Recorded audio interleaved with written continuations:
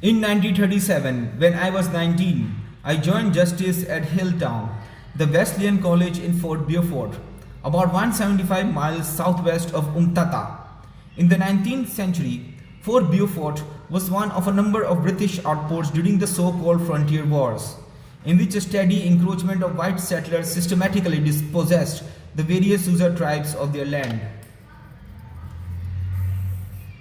Over a century of conflict, many Xhosa warriors achieved fame for their bravery. Men like Sendai, Makhanda, and Mokoma, the last two of whom were imprisoned on Robben Island by the British authorities, where they died.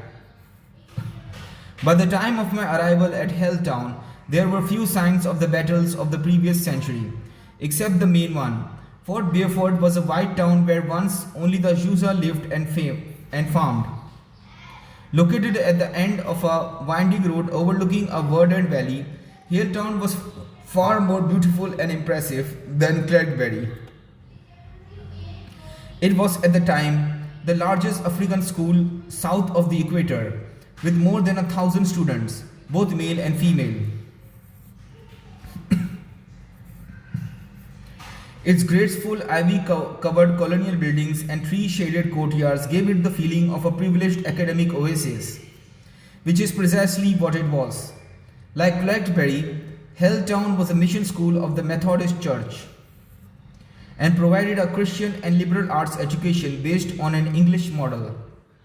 The principal of Hilltown was Dr. Arthur Wellington, a stout and stuffy Englishman who boasted of his connection to the Duke of Wellington.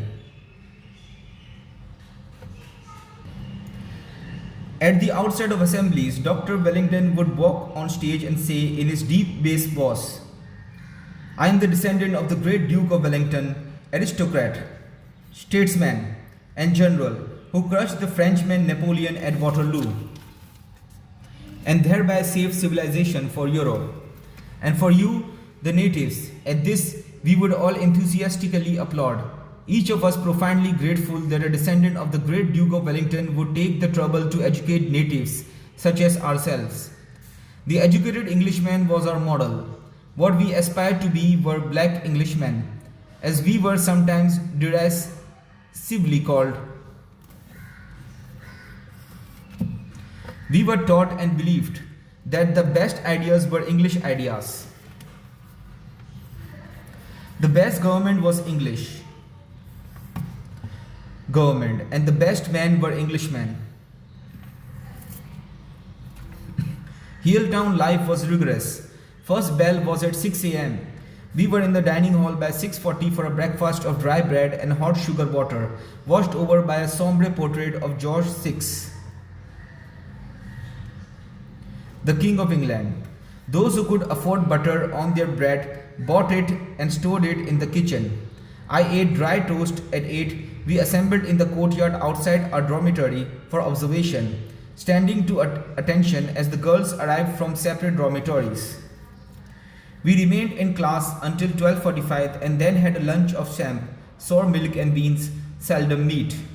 We then studied until 5 p.m., followed by an hour's break for exercise and dinner, and then studied again from 7 until 9. Lights went out at 9:30.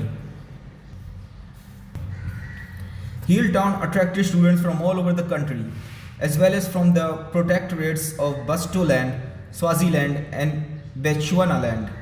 Though it was a mostly Xhosa institution, there were also students from different tribes. After school and at weekends, students from the same tribe kept together. Even the members of various Xhosa tribes would gravitate together, such as the Emapondo with the Emapondo and so on. I adhered to this same pattern, but it was at Hilltown that I made my first Sotho-speaking friend, Zachariah Molete. I remember feeling quite bold at having a friend who was not a Xhosa. Our zoology teacher, Frank Lebentele, was also Sotho-speaking and was very popular among the students. Personable and approachable, Frank was not much older than us and mixed freely with students. He even played in the college's first soccer team, where he was a star performer. But what most amazed us about him was his marriage to a Xhosa girl from Umtata.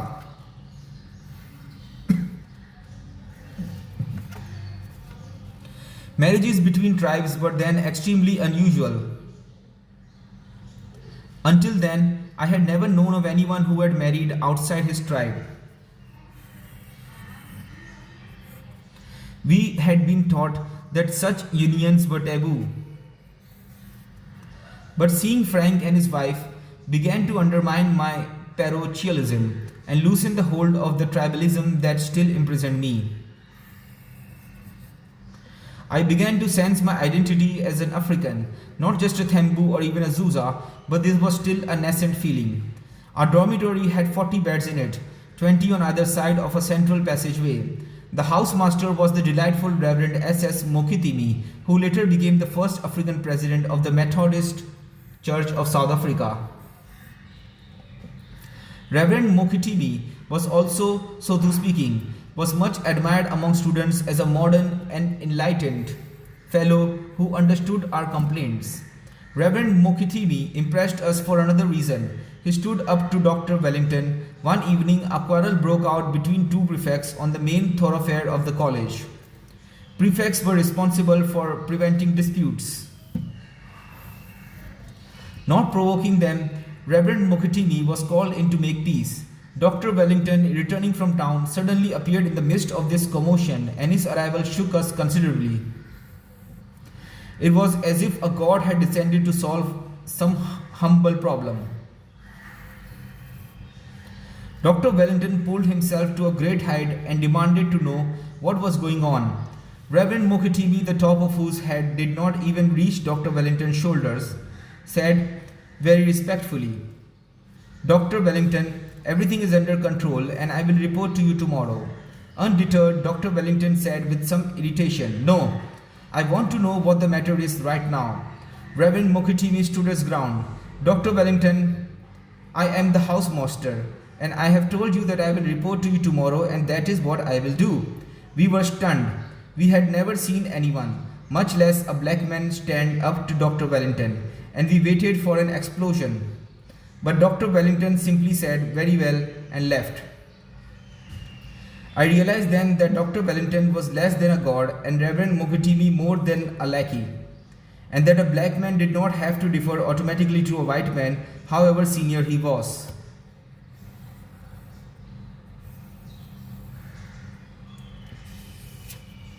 Reverend Mokitimi sought to introduce reforms to the college. We all supported his efforts to improve the diet and the treatment of students, including his suggestion that students be responsible for disciplining themselves. But one change worried us, especially students from the countryside. This was Reverend Mokitimi's innovation of having male and female students dine together in hall at Sunday lunch. I was very much against this for the simple reason that I was still inept with a knife and fork, and I did not want to embarrass myself in front of these sharp-eyed girls. But Reverend Mokitimi went ahead and organized the meals, and every Sunday I left the hall hungry and depressed. I did, however, enjoy myself on the playing fields. The quality of sports at Hilltown was far superior to that of Clarkberry. In my first year, I was not skilled enough to make any of the teams, but during my second year, my friend Locke Nizimela, Hilltown's champion hurdler, encouraged me to take up a new sport, long distance running. I was tall and lanky, which Locke said was the ideal build for a long distance runner. With a few hints from him, I began training. I enjoyed the discipline and solitariness of long distance running, which allowed me to escape from the hurly-burly of school life. At the same time, I also took up a sport that I seemed less suited for, and that was boxing. I trained in a desultory way, and only years later, when I had put on a few more pounds, did I begin to box in earnest. During my second year at Hilltown, I was appointed a prefect by Reverend Mokitimi and Dr. Wellington. Prefects had different responsibilities, and the newest prefects had the least desirable duties. In the beginning, I supervised a group of students who worked as window cleaners during our manual work time in the afternoon and led them to different buildings each day. I soon graduated to the next level of responsibility, which was night duty. I have never had a problem in staying up all night, but during one such night, I was put in a moral quandary that has remained in my memory. We did not have toilets in the dormitory, but there was an outhouse about 100 feet behind the residence. On rainy evenings, when students woke up in the middle of the night, they wouldn't want to trudge through the grass and mud to the outhouse. Instead, students would stand on the veranda and urinate into the bushes. This practice, however, was strictly against regulations, and one job of the prefect was to take down the names of students who indulged in it. One night, I was on duty when it was pouring with rain, and I caught quite a few students, perhaps 15 or so, relieving themselves from the veranda. Towards dawn, I saw a chap come out, look both ways, and stand at one end of the veranda to urinate. I made my way over to him and announced that he had been caught. Whereupon he turned around and I realized that he was a prefect. I was in a predicament. In law and philosophy, one asks, who will guard the guardians themselves? If the prefect does not obey the rules, how can the students be expected to obey? In effect, the prefect was above the law because he was the law. And one prefect was not supposed to report another, but I did not think it fair to avoid reporting the prefect and mark down the 15 others, so I simply tore up my list and charged no one. In my final year at Hilltown, an event occurred that for me was like a comet streaking across the night sky. Towards the end of the year, we were informed that the great Xhosa poet Krune Mekheya was going to visit the school. Mekheya was actually an imbongi, a praise singer, a kind of oral historian who marks contemporary events in history with poetry that is of special meaning to his people. The day of his visit was declared a holiday by the school authorities. On the appointed morning, the entire school, including staff members, both black and white, gathered in the dining hall, which was where we held school assemblies. There was a stage at one end of the hall, and from it a door led to Dr. Wellington's house. The door itself was nothing special, but we thought of it as Dr. Wellington's door, for no one ever walked through it except Dr. Wellington himself. Suddenly, the door opened and out walked not Dr. Wellington, but a black man dressed in a leopard skin kaross, matching hat, who was carrying a spear in either hand. Dr. Wellington followed a moment later, but the sight of a black man in tribal dress coming through that door was electrifying. It is hard to explain the impact it had on us. It seemed to turn the universe upside down. As Mekheya sat on the stage next to Dr. Wellington, we were barely able to contain our excitement. But when Mekheya rose to speak, I confessed to being disappointed. I had formed a picture of him in my mind, and in my youthful imagination, I expected a Xhosa hero like Mekheya to be tall, fierce, and intelligent looking. But he was not terribly distinguished, and except for his clothing, seemed entirely ordinary. When he spoke in Xhosa, he did so slowly and haltingly, frequently pausing to search for the right word and then stumbling over it when he found it. At one point, he raised his assegai into the air for emphasis and accidentally hit the curtain wire above him, which made a sharp noise and caused the curtain to sway. The poet looked at the point of his spear and then the curtain wire, and deep in thought, walked back and forth across the stage. After a minute, he stopped walking, faced us, and newly re-energized, exclaimed that this incident, the assegai striking the wire, symbolized the clash between the culture of Africa and that of Europe. His voice rose and he said, "The assegai stands for what is glorious and true in African history. It is a symbol of the African as warrior and the African as artist. This metal wire," he said, pointing above, "is an example of Western manufacturing, which is skillful but cold, clever but soulless. What I am talking about," he continued, "is not a piece of bone touching a piece of metal, or even the overlapping of one culture and another. What I am talking to you about is the brutal clash between what is indigenous and good and what is foreign and bad. We cannot allow these foreigners who do not care for our culture to take over our nation. I predict that one day the forces of African society will achieve a momentous victory over the interloper. For too long we have succumbed to the false gods of the white man, but we shall emerge and cast off these foreign notions." I could hardly believe my ears. His boldness in speaking of such delicate matters in the presence of Dr. Wellington and other whites seemed utterly astonishing to us. Yet at the same time, it aroused and motivated us and began to alter my perception of men like Dr. Wellington, whom I had automatically considered my benefactor. Makhaya then began to recite his well-known poem in which he apportions the stars in the heavens to the various nations of the world. I had never before heard it. Roving the stage and gesturing with his assegai towards the sky, he said that to the people of Europe, the French, the Germans, the English, I give you the Milky Way, the largest constellation, for you are a strange people, full of greed and envy, who quarrel over plenty. He allocated certain stars to the Asian nations and to North and South America.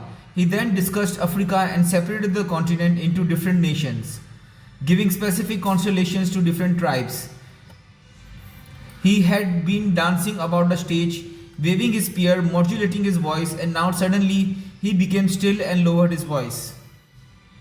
Now come you, O house of Xhosa, he said, and slowly began to lower himself so that he was on one knee. I give unto you the most important and transcendent star, the morning star. For you are a proud and powerful people. It is the star for counting the years of manhood. When he spoke his last word, he dropped his head to his chest. He rose to our feet, clapping and cheering. I did not want ever to stop applauding. I felt such intense pride at that point, not as an African, but as a Xhosa. I felt like one of the chosen people. I was galvanized, but also confused by Mikhail's performance. He had moved from a more nationalistic, all-encompassing theme of African unity to a more parochial one addressed to the Xhosa people, of whom he was one. As my time at Hilltown was coming to an end, I had many new and sometimes conflicting ideas floating in my head. I was beginning to see that Africans of all tribes had much in common. Yet here was the great Mikhail praising the Xhosa above all. I saw that an African might stand his ground with a white man, yet I was still eagerly seeking benefits from whites, which often required subservience. In a sense, Mickey's shift in focus was a mirror of my own mind, because I went back and forth between pride in myself as a Xhosa and a feeling of kingship with other Africans. But as I left Hilltown at the end of the year, I saw myself as a Xhosa first and an African second.